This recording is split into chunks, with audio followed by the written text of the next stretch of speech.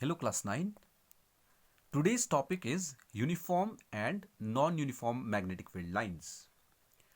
First we'll discuss uniform magnetic field lines of Earth. So first we'll take a board and we'll place a piece of paper, white paper, on top of the board and place it horizontally. Now we'll take a pencil and mark a point on the paper and we'll keep the magnetic needle in such a way that it will face towards the north, the geographic north, and the other end of the magnetic needle will point at the point that has been marked. Now, this magnetic needle is pointing towards the geographic north of the Earth. Now, here at this point, we'll mark with the help of a pencil and make a point. And similarly, again we'll keep the magnetic needle out here such that the other end of the needle points towards the point which has been marked and again we'll put a point or mark on the paper with the help of a pencil which is showing the geographic north. And this way we keep on moving and we trace out the points that is shown by the magnetic needle.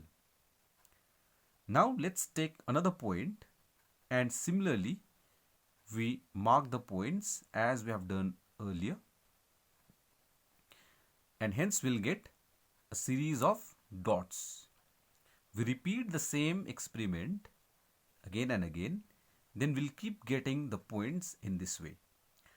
Now when these points are connected by a straight line, then we'll get this kind of lines. Now these lines show the magnetic lines of the Earth which moves from the South Pole towards the North Pole, and these lines are equidistant to each other, means they are equally away from each other, and these lines are parallel to each other. Thus we can say that lines do not intersect each other. They are parallel and equidistant, and they are directed from South Pole to North Pole. So these are the properties of uniform magnetic field lines produced by Earth. Next is non-uniform magnetic field lines of bar magnet and the other types of magnet. So let's say that there is a bar magnet and the curves seen out here represents the magnetic field lines produced by a bar magnet. Always we have learned that always the magnetic lines of force outside the magnet moves from North Pole towards the South Pole, and inside the magnet it moves from south to north. So over here we can see that towards the pole of the magnets here, the density of the magnetic lines are more. This means that the strength of the magnet is more towards the poles, and here in between the poles we can see that the magnetic lines of force are less in number, or we can say the density of the magnetic lines of force are weaker. So we can say in between the poles the strength of the magnet is weak.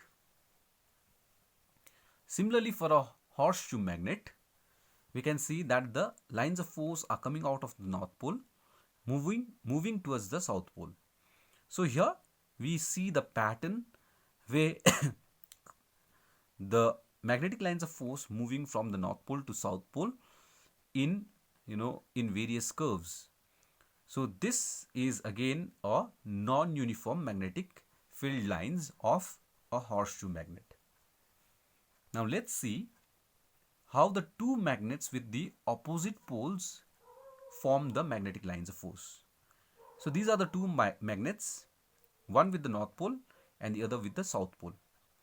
As already stated that the magnetic lines of force moves from north to south.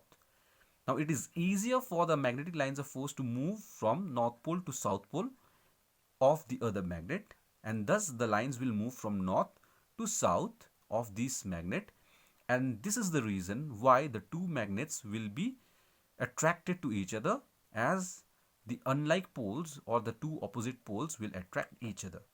So this will be the magnetic lines of force, and because of this only the two magnets will attract each other. Similarly, if we place two magnets with the same poles, here the north pole with another north pole, the lines will come out of the north pole, and it does not have a south pole close by, so it will move towards the south pole of itself at the back. Here also similarly, the lines of force will come out of the north pole and it will move towards the south pole. Now since there is no south pole close by, so the two lines of force will repel each other, and this is the reason why there will be repulsion amongst the two like poles. So north pole and north pole, when they come together, the two magnets will repel each other, and this kind of lines of force would be seen.